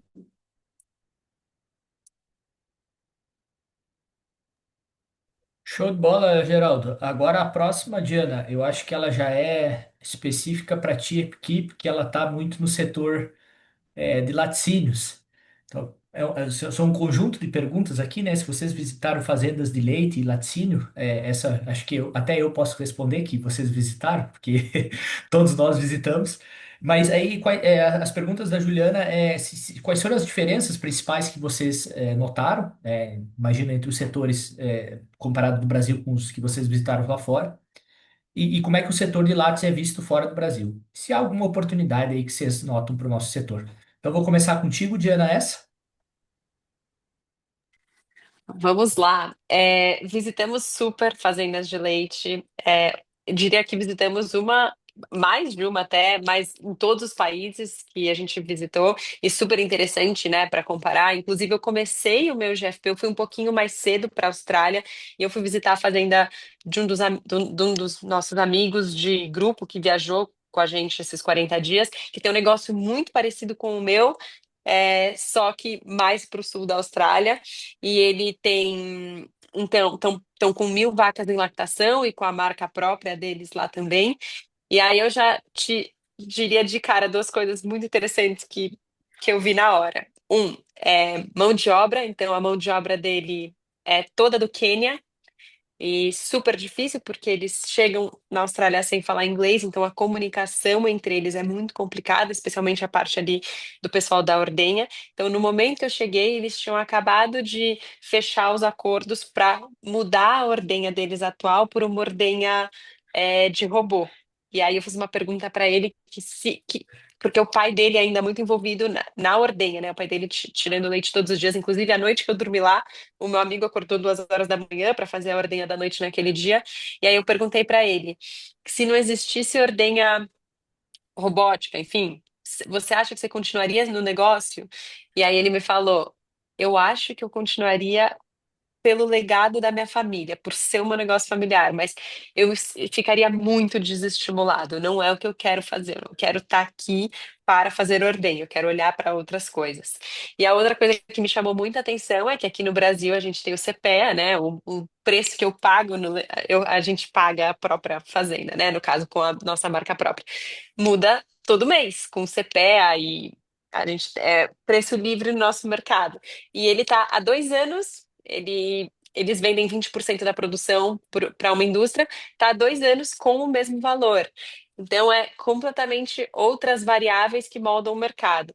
E o que eu diria também aqui do Brasil, do momento que a gente está vivendo agora, é que a gente viveu ótimos momentos, é sempre muito cíclico, né? Eu estou há 7 anos nesse mercado, mas o que eu posso dizer nesses 7 anos e afirmar com todas as letras é o quão cíclico é. Quando tá bom, piora, quando tá ruim, uma hora vai melhorar, e assim funciona. Mas a gente viveu ótimos momentos, ótimas fases, agora recentemente, isso acaba incentivando mais pessoas a produzirem leite, aí você tem um excesso de leite e o básico de oferta e demanda. Então, agora é um pouco esse período de novamente regularizar essa produtividade. Faltou alguma pergunta que ela me fez? Tem uma Alguma aqui, Diana, resposta? que a gente pode complementar, que é a respeito, assim, como é que você vê a propaganda, como a gente poderia melhorar a propaganda do leite e dos laticínios no Brasil. Ai, de tantas formas, né? Mas eu acredito que esse lugar da reconexão com o consumidor, ela é muito importante. Então, para que as pessoas achem menos que o leite vem da garrafa, que o leite vem da caixa, é entender que o leite vem da vaca, né? Algo que a gente fez na nossa comunicação desde 2018, e eu gosto muito de reiterar isso todas as vezes, é uma ferramenta uma tendência que eu acredito que já está em alta e segue em alta, é a tal da transparência radical em tempos de internet, de digitalização, de inteligência artificial, de acesso pleno à informação, não tem mais como você querer ocultar alguma coisa desse consumidor. E então, ir por esse lado, onde você consegue combinar uma explicação do que você está fazendo para a pessoa ter confiança naquilo, fazer aquilo ser divertido, para que ela engaje na sua história, no seu storytelling, e crie essa conexão com origem, com as pessoas, quem está por trás desse processo, como está sendo como está essa vaca por trás desse processo, o que que ela está comendo, onde ela está dormindo, como é essa produção, quem são as pessoas que estão produzindo esse alimento dentro do laticínio, contar a história dessas pessoas. Eu acredito que esse movimento todo integral da cadeia ele é fundamental. Por isso que eu reitero também que a indústria ela é essencial nesse elo, né? Eu que tenho uma marca verticalizada, eu consigo acessar esse consumidor, mas e para a grande maioria dos produtores no Brasil fica muito difícil se a indústria não assumir esse protagonismo e de fato incentivar a cadeia no sentido de ser capaz de contar essa história para o consumidor e, ao mesmo tempo, ser capaz de remunerar melhor o produtor, pagando prêmios por quem está fazendo algo diferenciado. Dessa forma, ela consegue estimular esses produtores também a fazerem mais pela terra e pelo bem-estar animal de alguma forma, mas ele precisa receber um prêmio por estar fazendo algo diferente, precisa ter um incentivo para enxergar o efeito desse investimento. Então, diria que é algo por aí. Obrigado, Diana. Bom, pessoal, são vários tópicos, né, que vão aparecendo aqui no chat. Não dá tempo da gente conversar com todos os nossos colegas palestrantes aí sobre todos. E aí eu queria trazer um tópico que ele tem várias pessoas perguntando sobre o mesmo tópico, que é a questão da mão de obra, né? Eu acho que foi um tópico que também durante o meu GFP eu vi em todos os países. E aí eu queria primeiro começar com as perguntas aqui que o Emanuel coloca que como é que está a situação, né, de mão de obra qualificada no campo, nos países que vocês visitaram, e como é que, ou quais estratégias estão sendo utilizadas para que se mantenha as pessoas no campo. E eu acho que eu posso começar com meu amigo Guilherme nessa, Guilherme. Pode ser sim, João. Vou de novo contextualizar um pouquinho aí com a atuação aí minha também mais tecnológica e também, né? Então, eu diria de novo, assim, que é uma temática, de novo, que une todos os países, assim como a gente falou lá de desafios e oportunidades e tendências, né? Então, todo país, esse assunto é pauta e todo mundo está lidando, de repente, de acordo com a sua dinâmica socioeconômica, né, cultural, tá lidando com isso de formas diferentes, né? Dinamarca, lá me chamou muita atenção, né? Então, é um país, né, de novo, muito pequeno, né? Ele tem buscado assim a tecnologia para resolver esse problema, né? Tanto que a gente, inclusive, visitamos uma empresa lá chamada FarmDroid lá, né? Eles estavam fazendo aqueles robôs autônomos, né? Para a parte aí de hortaliças, vegetais, né? Então, muitas vezes é uma maneira de encarar esse tipo de problemática, né, João? Grande parte dos países, a Diana acabou citando aí o caso do nosso colega aí que traz o pessoal do Quênia, né? Então tem muito essa questão de muitas vezes trazer mão de obra de outros países, né? Então tem uma dinâmica que cada país acaba se aproximando, né, da mão de obra e que faz sentido, que tem próxima disponível, né? Isso ajuda muitas vezes na questão custos, né? Então, Filipinas acaba também, a gente teve vários exemplos disso, essa própria relação Filipinas e Austrália também, a própria Califórnia lá também, Estados Unidos, né? Tem uma dinâmica aí muito próxima com México, países latinos também. Então, toda a Europa, também nos geral, né? Dinamarca também, né? Tu vai buscar na África, na Europa mais ali oriental. Então, todo mundo acaba, tem muitos serviços de contratistas, né? A gente até teve um rapaz que nos recebeu lá na Califórnia, assim, né? Que o trabalho dele era fazer essa gestão toda, né? Tu tinha demanda de mão de obra e tu tinha, né, essa captura de mão de obra, né? Então, tu tinha uma empresa especializada nisso, né? Talvez a parte trabalhista aí facilita, né? A flexibilidade de alguns países facilite um pouco, mas a gente visitou muitos países também com essa dinâmica de contratista, né? Então, alguém que gerenciava toda essa questão de mão de obra para, né, entregar lá. Precisava um cara segunda, terça e quarta, né, de tarde, né? A, a pessoa te entregava, a pessoa capacitada ou até mesmo preparada para assumir esse posto. Então, algumas lembranças que eu lembro, assim, João, da viagem, né? Alguns outros colegas aí também pode ficar à vontade para complementar também. Legal.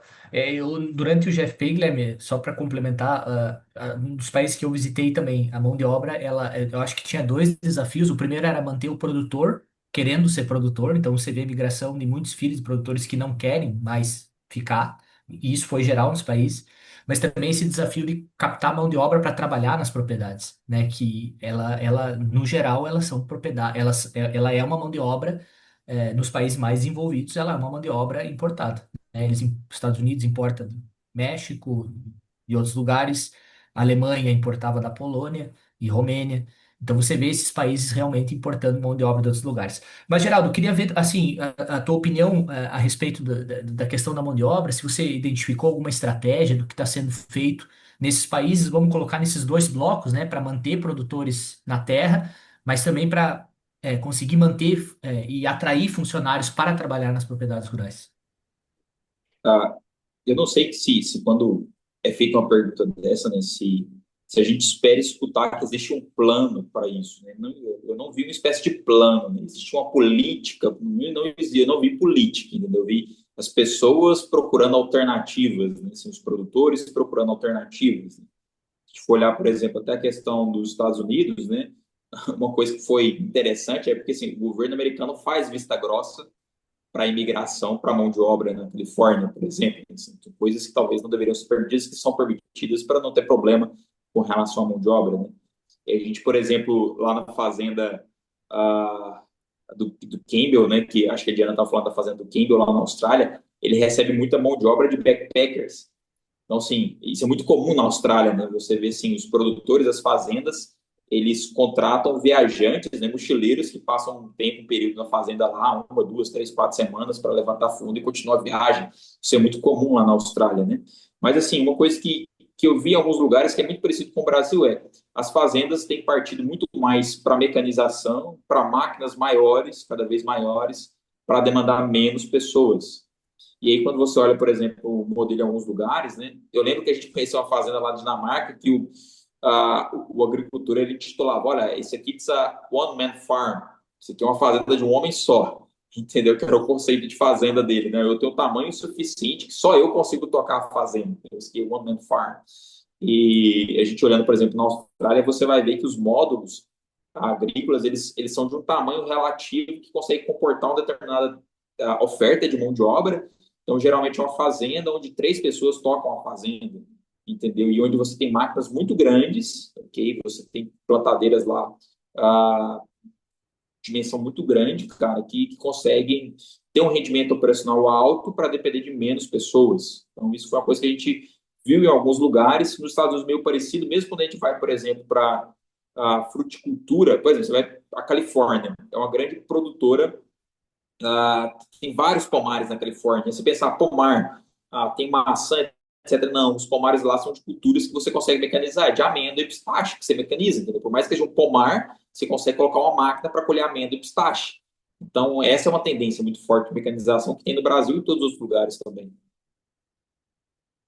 Posso complementar, João? Claro, Tiana, já ia passar a bola para ti.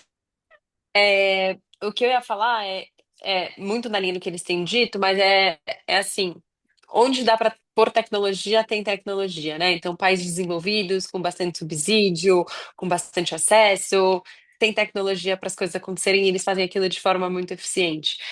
Onde dá para keep it simple, eles keep it simple, que então é deixar a operação mais simples possível, é o que o Geraldo fala de uma fazenda de um homem só. Ou que é, por exemplo, o caso de muitas fazendas de leite na Austrália, que o gado está a pasto, não tem uma estrutura de barracão, de estábulo, de ter que produzir silagem. O gado está a pasto o ano inteiro e está com uma ordenha robótica. Então você precisa de 2 pessoas para dar conta de todo esse manejo. E aí eles não deixam aquilo um negócio mais busy, que é como a gente vê muitas fazendas aqui no Brasil, né? Com outros níveis de complexidade. Então, quando dá para keep it simple, eles keep it simple. E o terceiro ponto, que eu acho que me chamou bastante atenção, especificamente na Califórnia, e aí eu acho que a gente acaba ficando com um olhar mais enviesado pelo lugar que a gente visitou nos Estados Unidos ter sido Califórnia, com um acesso à mão de obra ali do México muito mais intenso do que em outras regiões, mas que é uma aula dos americanos de como eles conseguem implementar muita eficiência dentro da operação. Assim, eu lembro de trocar muitas mensagens com o meu pai quando eu estava na Califórnia. Eu falava assim, como que é possível que eles estão com X pessoas dando conta de X vacas, produzindo X litros por dia, se a gente, tipo, cortar metade do nosso quadro de colaboradores, se a gente for para a ordenha, a gente não dá conta de diminuir, chegar nessa quantidade de gente que eles estão, que conta é essa, assim? E o que a gente percebeu lá é que eles estão pagando muito bem e tentando trazer mais benefícios, benefícios extras, né, ao que está previsto aí pela lei. Então, a gente, por exemplo, visitou uma fazenda que ele falou: aqui eu dou mais férias do que a legislação exige e eu alimento o meu pessoal. Então, toda semana tem churrasco, vai todo mundo, e é o que ele fala sempre, né? Por exemplo, de novo, caso de fazenda de leite, você não pode perder a pessoa da ordenha. Ele fala assim: não me fale a verdade. Se vai ter o aniversário do filho do seu amigo e você já sabe que você vai faltar, eu prefiro que você me avise do que você me deixe na mão e não falte. Então, eles estão tentando trazer mais benefícios para segurar mais gente, menos gente com mais qualidade de trabalho. E aí, isso, enfim. Isso a gente também viu num grande abatedouro que a gente visitou na Austrália. Assim, o lugar estava muito bonito, as salas, lugar, sala de espera, lugar para comer, refeitório. E aí ele falou: hoje, se a gente não faz um lugar atrativo para as pessoas aqui dentro, fica muito mais difícil. Então, tá todo mundo tentando pelas beiradas tornar esse ambiente mais braçal algo mais bem visto. E eu queria só também fazer mais um comentário que eu acho que para a gente colocar em perspectiva o nosso desafio, porque é isso, desafio com mão de obra todo mundo tem em qualquer lugar do mundo. Desafio em atrair mais jovens para o agronegócio, né? Ter o agronegócio como um setor que chama pessoas mais jovens também é um desafio ao redor do mundo.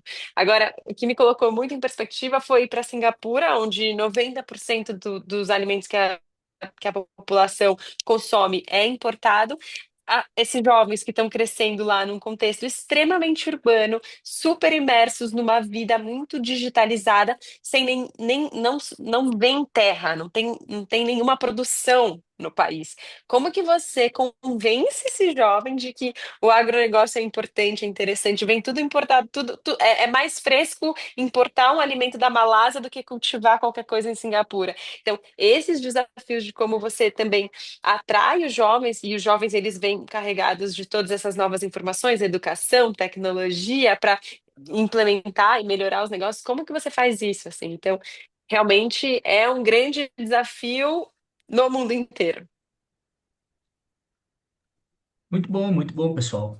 Tem algumas questões aqui que elas estão sendo colocadas que são mais pessoais, então eu vou deixá-las para o final, né? A gente tem mais uns 15 minutos, de conversa, mas eu queria fazer uma pergunta mais técnica agora também, e aí eu vou começar com o Geraldo dessa vez. Tá bom, Geraldo? Você já viu que as bombas técnicas vai tudo para ti Eu e tô você vendo isso. vai. Tá vendo, né? Tem uma pergunta do Sérgio de como é que está sendo a relação do cultivo consorciado e também do agroflorestal, se vocês visitaram a agrofloresta dos países que vocês estiveram, ou se as plantações seguem um sistema de monocultura. Cara, eu tô tentando resgatar na minha memória aqui, porque eu acho que nós não tivemos convívio, assim, a gente não visitou nada da realidade florestal, sabe? Nos lugares que nós fomos, né? A gente viu alguma, por exemplo, a gente lá na Dinamarca, uma conversa que a gente ouviu a respeito de uma política governamental deles, é que mais ou menos, se eu não salvo engano, acho que eram 13% hoje da terra agricultável da Dinamarca vai ser convertida em floresta nos próximos anos. Okay? Então, isso é uma política do país, mas não necessariamente seja isso para uma floresta produtiva, para conservação. A gente não visitou necessariamente, mas eu me lembro de escutar da experiência de alguns colegas, e principalmente da turma do Reino Unido, né? O incentivo que eles têm, às vezes, para a produção florestal, ok? E aí uma produção econômica mesmo, não é só necessidade de conservação, mas nesse caso, quando o produtor ele vai para essa parte de uma produção de floresta, né? Ele tem alguns subsídios que ele consegue ganhar em função disso, só que a concepção deles de floresta é muito diferente da nossa, porque assim, um pomar de maçã conta como floresta lá, entendeu? é uma coisa que não conta para a gente. Quando você diz, olha, como é que é a agrofloresta? Nós estamos pensando ou em integração lavoura-pecuária, no caso do Brasil, ou nós estamos pensando num consórcio, talvez, de cacau com açaí, alguma coisa nesse sentido, que para nós é muito latente em termos de floresta tropical, mas para eles não tem, entendeu? A única coisa que a gente viu, que a gente não, acho que não chegou nesse nível de uma produção industrial, é você vai lá para Filipinas e aí você vai nas regiões mais montanhosas, tem coco para todo lado, ok? E produção de baixa dos coqueiros lá. Então é uma coisa que é do sistema de produção deles. A gente teria visitar uma fazenda comercial, só que a gente não conseguiu em função da nossa agenda lá. Mas eu só posso ajudar nessa parte, tá? Isso aí foi um pouquinho que eu consegui de entender sobre essa questão por onde a gente foi. Legal, Geraldo, legal. Se vocês tiverem mais alguma coisa para complementar, Diana e Guilherme, nessa parte, senão eu já vou passar, acho que para as questões. Eu estou chamando de pessoais aqui, porque acho que tem pessoas que estão curiosas aí para saber como que a experiência modificou vocês, né? Como é que modificou pessoa, Geraldo, Diana e Guilherme.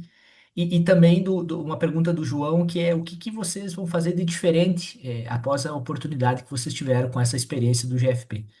Então, eu quero ver se vocês querem. Essa é profunda, né? Então, eu queria saber se vocês têm alguém que se disponibiliza aí para começar, ou se vocês quiserem, eu faço por ordem alfabética. A Diana já vai falar que ela não quer mais, que ela é a Eu primeira. falo, eu falo, eu falo. Tá bom, então o Guilherme ele se disponibilizou. Obrigado, Guilherme. De novo, né, a gente é um bate-papo, né? Isso que é o legal aqui de novo do Zoom aqui. A gente até comentava antes também, né, Geraldo, Diana, assim, né? A gente. Primeira coisa que nos muda, vamos começar talvez de menos profundas para mais profundas, né? Eu acho que a gente aprende bastante a perguntar, sabe? Eu acho que a gente na escola, na faculdade, assim, a gente não é ensinado muito a perguntar. Porque pensem assim, né, gente? A gente está com uma experiência em que beleza, eu posso pegar aqui, né, João, botar o agro da Singapura, como é que é, né? E ali o Google, né, o ChatGPT vai me dar lá várias respostas, né? E vai me comentar, talvez a porcentagem do PIB, vai comentar a renda per capita, vai me comentar os produtos, né? Isso a gente talvez numa aula de geografia da escola vê. Mas quais são as perguntas que a gente faz lá, né, pessoal, que não estão no Google, né? Então eu voltei assim e me coloquei em outras situações assim que a gente. Hoje eu tava numa visita aqui numa sementeira aqui no Me Toque, né? E tu sabe que vem aquele gostinho de tu pergunta, parece que dá uma, Geraldo, cai a ficha, né? Estamos numa situação de 40 dias do GFP, né? E a gente se puxa a fazer perguntas, né, que de repente são um pouco mais provocativas, né? São um pouco mais complexas, né? E eu me lembro lá nas Filipinas, assim, né? A gente estava visitando um instituto lá internacional de pesquisas em arroz. E uma instituição, né, super renomada. Eles têm um experimento lá, né, do arroz lá, talvez o mais longo do mundo. Lá começaram nos anos 60. E a gente poderia ficar fazendo perguntas, né, pessoal, de quanto de arroz as Filipinas planta, né? Qual é a produtividade, né? São perguntas muito rasas diante da oportunidade que a gente está, né? E daí, uma pergunta que eu me lembro que o nosso host lá, né, quem estava fazendo, era nosso anfitrião, e ele também é da Nuffield, né? A gente vira perguntador depois que a gente, né, faz esse tipo de experiência, né? Ele perguntou uma coisa assim que tu vê que é uma pergunta adequada para aquele momento, né? Que, se o pesquisador tivesse US$ 1 bilhão, né? Onde é que ele colocaria esse dinheiro, né? Então, essa pergunta, né, João, não está no Google, né? Essa pergunta é valiosa, né? Então, a gente aprende muito isso, assim, pessoal, né? Então, aí tão um pouquinho menos pessoal. Outra coisa, assim, do que a gente faz na volta, né? Tem um efeito ressaca aqui, né, pessoal do trabalho, né? Como a Diana falou, né? A gente fecha o computador e vai, né, Diana? Então, a gente não fica, a gente tenta evitar o máximo possível de ficar trabalhando, né? De ter outras, embora, né, às vezes a gente tem que fazer um pouquinho disso, mas tem que estar presente e eu vejo assim que, que isso nos modifica um pouquinho nessa questão da presencialidade, assim, né, de estar presente, mas também tem esse efeito ressaca na volta, né, João? Então, estamos ainda organizando as ideias aqui, né, para ser sincero, principalmente eu, né, a gente tem aí um mês aí, que talvez um mês e pouquinho que voltamos, né, tem que dar conta do recado, né, mas para o meu tópico de pesquisa já veio muitos insights, né? Embora o GFP ele não é necessário tu focar no tópico de pesquisa, eu já fui pensando em muitas coisas, né? E isso, na minha área de atuação aqui com consultoria, permite colocar muitas coisas em práticas, né? Então, tem muitas mentorias aí, João, que eu fiz, né? Que já me aproximaram profissionais. Eu e a Diana estava trocando umas ideias aí sobre a área do leite também, né? Então, a gente mentora startup do leite agora, talvez com um pouco de network e propriedade para falar algumas coisas. Muitas conexões empresariais também, né, João? Aumenta o nosso repertório GFP. Então a gente, né, começa talvez. Eu vim muito da área de grãos, né, por causa da Stara, né? Então minha zona de conforto talvez estava mais na soja, milho, trigo, né, plantio de grãos e a gente se deixa mais confortável em dar pitaco em outras áreas, talvez que a gente não daria, né, por causa do GFP. Então algumas coisas assim que eu me lembrei de cabeça aí, João, para começar a conversa. Legal, Guilherme. É É, transformador. Diana, vamos lá. eu vou começar dizendo que eu jamais imaginei na minha vida que eu ia passar 40 dias com 11 pessoas que eu mal conhecia. E no segundo que eu entrei no avião, assim, nosso último destino foi Chile, né? Foi ótimo, por sinal, porque a gente já estava no mesmo fuso do Brasil e você tá super cansado no final da viagem, era um voo só de 4 horas, então foi muito bom. Mas eu jamais imaginei que eu ia entrar nesse avião e eu imediatamente já estava com saudades, assim, de todo mundo, das vivências. Eu acho que tem uma transformação nesse lugar de tipo, do que a gente dá conta, do que a gente é capaz de fazer, de como a gente é capaz de se adaptar, de ser flexível, que conforme a gente vai crescendo e se tornando adulto, a gente perde um pouco disso, e no fim eu acho que é um resgate de como a gente dá conta de tudo isso e de todos os presentes que vêm de se colocar em situações como essa, assim. Então, acho que essa é a primeira transformação. E a segunda, para mim, que é muito forte, é esse lugar do não julgamento mesmo. E eu saí do GFP com a certeza de que não existe uma resposta certa, não existe uma única solução. Então, eu posso ter várias soluções para uma questão de sustentabilidade, eu posso ter várias soluções para um tipo de bem-estar animal. Depende muito do contexto e da realidade que eu estou falando. Acho que tem um exemplo muito bom aqui, que sou eu e a Sally, porque eu estou produzindo leite tipo A, ela está produzindo leite UHT, ela tem gado a pasto, eu tenho gado confinado, e no fim das contas a gente está 100% juntas, dentro da mesma categoria, lutando pelo leite no Brasil. A nossa briga não é entre a gente, a nossa briga é com refrigerante. Então eu acho que é um aprendizado grande que o Brasil precisa ter de união, quando a gente fala, né, de gargalo na comunicação, a gente também precisa ter muita atenção nesse ruído que acontece dentro das próprias categorias. A gente não pode apontar o dedo para outros produtores. Eu estou fazendo certo, a minha solução é a melhor para a sustentabilidade. Depende do contexto, depende da situação. Então, acho que esse aprendizado do não julgar e do estar muito unido dentro do setor para ir, sim, ter um posicionamento muito claro perante a quem não está vivendo a realidade do campo, ele é fundamental. Então, eu acho que o fato da gente ter visitado é, corte, suíno, frango, ovo, flor, todos os tipos de vegetal, todos os tipos de fruta, noz, tudo que vocês podem imaginar, Adoro. caviar, tudo que vocês podem imaginar de produções ao redor do mundo, tira esse lugar do julgamento e de um único jeito certo de fazer e uma única resposta. Lindo, Diana, lindo. Geraldo, meu amigo. Cara, assim, é difícil responder essas perguntas, né? Porque não é uma coisa que você para e pensa necessariamente como você vai responder isso, e coloca no papel e simplesmente tica quais são os aprendizados. É uma coisa bastante, mexe muito com a gente, sabe? Para mim tem um sentimento que ele é muito poderoso para mim, que é gratidão. Sim, desde o momento que eu consegui encontrar pessoas que compraram a minha ideia e se proporam a financiar o meu projeto, né? E aí eu tenho que agradecer bastante os meus sponsors, né? A Valoriza, Conceito, a Grand Set, a Forte Green, todas essas empresas acreditaram em mim, sabe? Ouviram, né, o que eu tinha a dizer e acreditaram na minha experiência, naquilo que eu estava propondo para fazer. As pessoas que abriram as portas para mim, né? Assim, eu tive a experiência de passar 2 semanas na Austrália e conhecer vários produtores. As pessoas abriram as portas da casa delas para que eu pudesse dormir, para que eu pudesse ceiar com elas, e isso é fantástico, sabe? Isso é uma coisa fantástica. Mas, assim, uma coisa que marca muito, na minha opinião, é como você fica tocado pelas pessoas que você conhece, sabe? Porque, de repente, você tem um problema teu que você está enfrentando, ou você tem alguma coisa que você está pensando e você não sabe como responder, e de repente você vê um colega, você vê como é que a pessoa encara aquele problema, como é que aquela pessoa ela pensa a respeito da vida dela, como é que é a vida dela. E aí são coisas que você não debate, né, mas você só vê, cara. E aquele exemplo ele te toca muito, sabe? E aí aquilo faz você se questionar sobre a sua própria vida, sobre a própria maneira como você enxerga as coisas.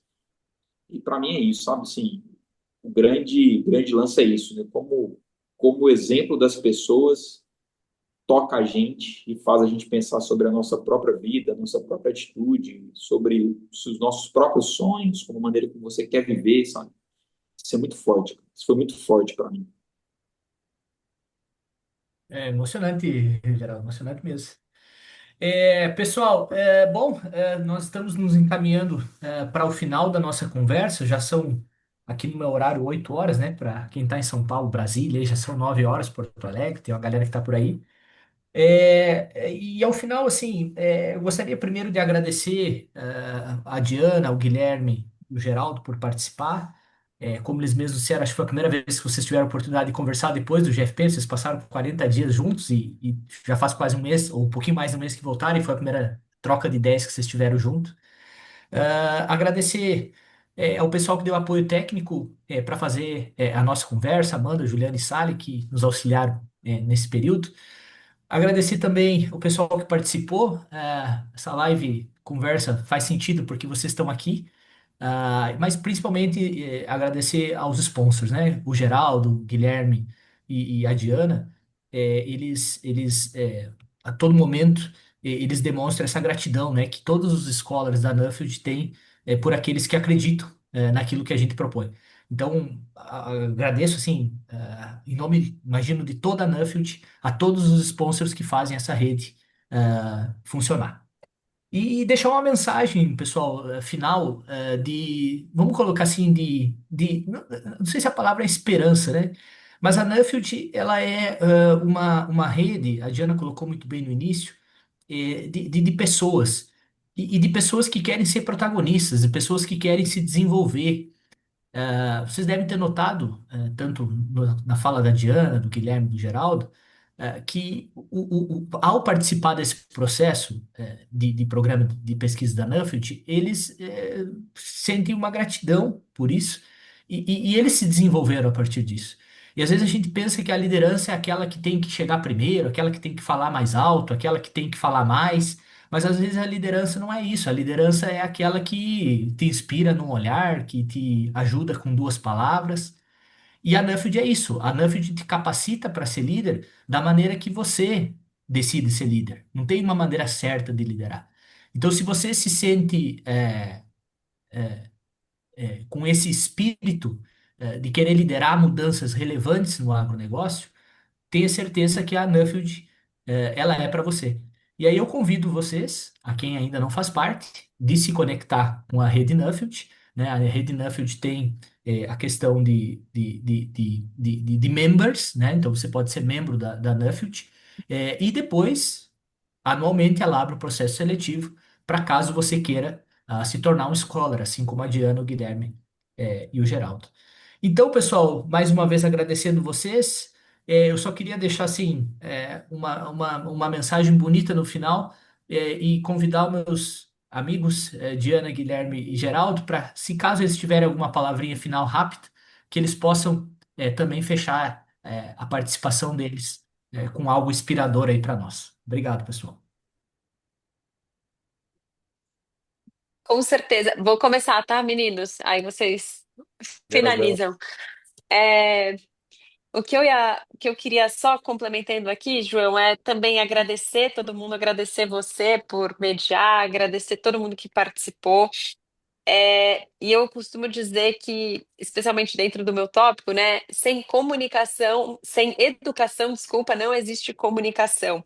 E quando a gente fala de um programa de bolsas, a gente está falando de empresas que estão olhando para a educação. A educação é a maior ferramenta que a gente tem nas nossas mãos hoje para transformar a nossa realidade. Então, sem essas empresas, sem o patrocínio, sem o formato que a Nuffield funciona, a gente não consegue literalmente contribuir para essa engrenagem que depende da educação como ferramenta. Então, é muito importante que a gente olhe para isso, que a gente olhe para essas transformações que estão nas nossas mãos. E eu também queria deixar o meu contato aí no meu Instagram, que é underline Diana Yankee. Eu coloquei bastante dessa experiência e eu queria me colocar totalmente à disposição para quem quiser conversar mais sobre, para quem tiver mais perguntas, para quem quiser entender mais. Tô lá, me manda mensagem, a gente conversa. É realmente assim uma experiência transformadora. Onde quer que eu vá, eu conto da Nuffield, as pessoas ficam muito impressionadas com a oportunidade que existe dentro do nosso setor. Então, é isso. Sou fã número um desse projeto. Estou muito feliz de estar sendo uma bolsista de 2025 e 25 e eu espero que muitas outras pessoas que tenham nos ouvido hoje estejam aí encorajadas a participar e fazer parte dessa rede mega potente. Sempre foi e sempre será sobre pessoas. Então, muito, muito obrigada. Bom, eu vou deixar Bom, para o Guilherme finalizar, ok? tá João, bom. João, muito bom te ver, cara, conversar contigo e parabéns pela moderação. O meu escritor predileto do Brasil, é o Guimarães Rosa, ele tem uma frase que diz o seguinte: é junto dos bons que a gente fica melhor. E para mim a Nuffield é isso, sabe? É uma forma da gente se juntar com os bons. É um programa sensacional e vale a pena sim fazer parte, tá bom? No mais, foi um prazer estar com vocês. Vamos lá, João, minha vez. Deixar uma mensagem também, pessoal. Sou suspeito para falar, vou falar que nem a Diana aqui, né? Trabalho com colaboração. Muito difícil a gente resolver coisas complexas sem colaborar, pessoal. O agro é muito complexo, é mundial, é muito conectado. Então a Nuffield nos permite, a gente, como o Geraldo falou aqui, a gente está conectado com mentes muito brilhantes para a gente transformar aí o agro, né, através de pessoas que é nosso bem maior. A gente, no fim do dia, que visitou muita fazenda, né, Diana? Geraldo, visitamos muitos negócios. Mas no fundo, no fundo, no fundo, no fundo, a gente estava falando com pessoas, estava falando com pessoas que realmente acreditavam no agro, que acreditavam na comida, no agronegócio como transformação, né, das suas vidas ou até mesmo dos seus países, da própria sociedade. Então, a Nuffield é um jeito de colocar isso em prática, pessoal. Eu deixo assim um recado, dá para a gente se associar aqui na Nuffield de várias formas, acompanhar redes sociais, se conectar nesses eventos, mas deixo um incentivo para novos bolsistas, eles que fazem também a roda girar aqui. Se você está um pouco preocupado com a questão de atividades do seu trabalho, é uma ótima maneira de se organizar. Diana e Geraldo podem falar também, todo mundo estava embaixo do mau tempo lá, né, gente? Ninguém estava assim, né, descansando de férias, né? Todo mundo tinha seus negócios, seus afazeres, e todo mundo deu um jeito de reservar esse tempo para se capacitar. Muitos produtores também, assim, né, deixando seus negócios e aprendendo a deixar eles rodando sozinhos. Então é uma forma, inclusive, até de testar isso, né, gente? O quanto a gente consegue, né, se desenvolver. Desenvolvimento passa por mudanças e desafios e é uma ótima maneira, ficando 40 dias fora, né, da gente testar aí como é que está nosso trabalho e ao mesmo tempo também se transformar nesse processo. Então fica o convite aí em especial para novos bolsistas para acreditarem na transformação da Nuffield e vai que dá. Lindo, pessoal. Bom, com essas mensagens inspiradoras, então, vamos encerrar nossa live, agradecendo mais uma vez o pessoal que nos participou, o pessoal que nos patrocina e os nossos três amigos palestrantes da noite. Obrigado, pessoal. Uma boa noite. Obrigada, tchau, Obrigado, tchau. gente, pela presença.